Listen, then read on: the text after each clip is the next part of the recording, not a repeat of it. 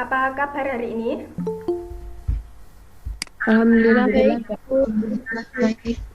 Sebelum kita memulai pembelajaran hari ini, mari kita berdoa menurut agama dan kepercayaan masing-masing. Berdoa mulai.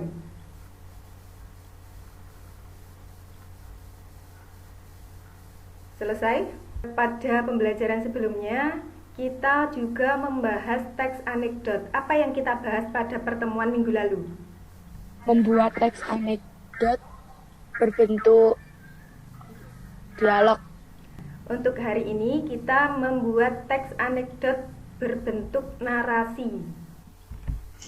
Manfaat pembelajaran yang pertama, dapat membuat cerita lucu yang menarik, menghibur, dan mengesankan bagi orang lain. Langkah kegiatan pembelajarannya hari ini ada 6 langkah. Yang pertama, kalian mengamati teks anekdot. Kemudian kita lanjutkan untuk kegiatan selanjutnya, yaitu penyampaian materi. Selanjutnya berarti kalian mengamati teks anekdot. Ini adalah contoh teks anekdot, judulnya kualitas di atas rata-rata. Nah, silahkan dibaca. Siapa yang mau membacakan ini? Ya, Bu. Ya, silahkan. Budi dan Abi adalah sepasang murid yang kritis. Mereka suka membaca buku yang sama untuk kemudian mendiskusikan isi bukunya. Masih ingat struktur teks anekdot apa saja? Abstraksi, orientasi, krisis, reaksi, koda. Yang warna kuning ini berarti strukturnya apa? Abstraksi. Abstraksi, betul. Kemudian yang pink ini Orientasi. Yang sebelumnya kan itu berbentuk dialog. Dialognya itu biasanya ditulis ada setelah nama ada titik 2, ya kan? Nah, bedanya kalau di narasi sekarang ini dialognya ditulis secara langsung. Jadi ada tanda petik, contohnya benar. Ada tanda petik, koma, tanda petik lagi, kata Abi membenarkan. Kalau yang bentuk dialog kemarin, biasanya ditulis Abi titik 2 benar, gitu ya. Sudah dipahami perbedaannya? Sudah. Ya, terima kasih. Jadi yang kalian kerjakan nanti berdiskusi. Setelah berdiskusi, kalian mengerjakan LKPD. Untuk LKPD, tugasnya kalian memilih salah satu topik dari beberapa topik di bawah ini. Misalnya yang pertama, pemerintah resmi beri pulsa ke PNS dan mahasiswa. Kalangan lain dimohon tabah. Nah, itu maknanya pemerintah memberikan bantuan pulsa kepada PNS dan mahasiswa. Nah, dari hal itu muncul komentar atau kritik bahwa kalangan selain mahasiswa dan PNS itu diminta untuk tabah karena tidak mendapat bantuan pulsa. Sampai di sini ada pertanyaan untuk tugasnya? Tidak, Bu. Tidak ada. Betul.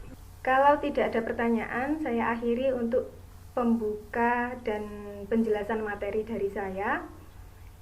Selamat mengerjakan tugas. Nanti kalau ada pertanyaan silahkan menghubungi saya melalui WA. Saya akhiri. Assalamualaikum warahmatullahi wabarakatuh.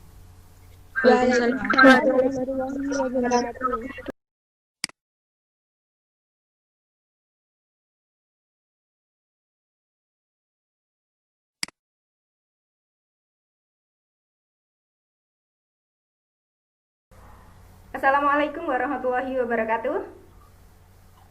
Waalaikumsalam warahmatullahi wabarakatuh. Nah, bagaimana tadi tugasnya sudah selesai ya?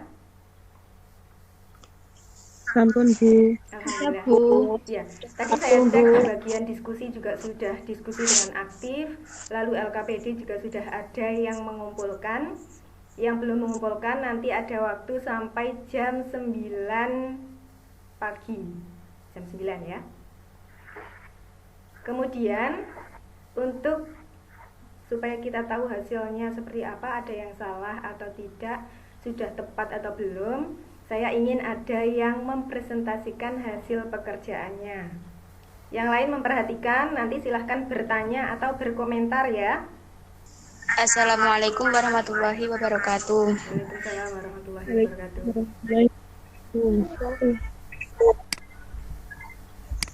Di sini saya akan mempresentasikan tugas bahasa Indonesia saya. 1. BMKG Pancaroba waspada cuaca ekstrim, terutama kekeringan ekstrim di kantong. Topik dari kolom Mr. Pecut. BMKG Pancaroba waspada cuaca ekstrim, terutama kekeringan ekstrim di kantong. Abstraksi. Pak Hasan mengumpulkan seluruh warga yang ada di Kabupaten Blitar waspada cuaca ekstrim. Sebagai seorang pimpinan BMKG di daerah sekitar, Pak Hasan ingin semua warganya mengetahui tentang akan adanya bencana ekstrim pada musim pancaroba. Nah, silakan anak-anak yang lain mengomentari hasil pekerjaan milik Dila tadi. Menurut saya sudah lengkap, Bu. Ya, menurut Alpina sudah lengkap. Namun yang perlu saya cermati di sini, yang saya komentari ada satu, yaitu tentang penulisan ejaan dan tanda baca. Untuk ejaan yang masih kurang tepat, itu tadi contohnya ada kata di kantong. Penulisannya sudah betul digabung seperti itu atau tidak? Tidak, Bu. Tidak, Bu. Tidak. Coba Mia, kenapa kok tidak tepat? Seharusnya dikasih spasi. Ya, seharusnya dipisah, diberi spasi. Begitu ya anak-anak. Tadi ya, yang bagian dialog itu miliknya Alpina tadi masih belum tampak, sementara miliknya Dila itu sudah ada. Nah, bedanya tadi ada kalau di dialog kemarin minggu lalu itu menggunakan tanda titik dua. Kalau yang sekarang, yang narasi ini tidak menggunakan tanda titik dua. Jadi kalimatnya langsung ada nama tokoh yang berbicara. Bisa dipahami? Bisa, Bu. Nah, untuk pembelajaran hari ini mungkin ada yang ingin bertanya tentang struktur dan kaidah kebahasaan teks anekdot berbentuk narasi. Kalau seandainya tidak menggunakan abstraksi dan koda, apa boleh, Bu? Nah, kalau misalnya tidak menggunakan abstraksi atau koda, kalian pernah memasak nasi goreng? Pernah, Bu. Pernah. Nah, nasi goreng itu kan biasanya ada bumbu-bumbunya, bawang merah, bawang putih, gula, garam, kecap, saus, lalu nasi goreng, ada lagi telur kalau mau enak ya. Nah, itu bisa diibaratkan sebagai abstraksi dan koda, itu bisa diibaratkan sebagai telur dan ayam misalnya. Kalau tidak ada telur dan ayam, tetap menjadi nasi goreng kan? Nah, itu sama dengan teks anekdot. Walaupun teks anekdot tidak ada abstraksi dan koda, itu tetap bisa disebut teks anekdot. Sebelum kita akhiri, nanti jangan lupa mengisi refleksi yang ada di Google Classroom. Untuk mengakhiri pembelajaran hari ini, mari kita berdoa menurut agama dan kepercayaan masing-masing. Berdoa mulai.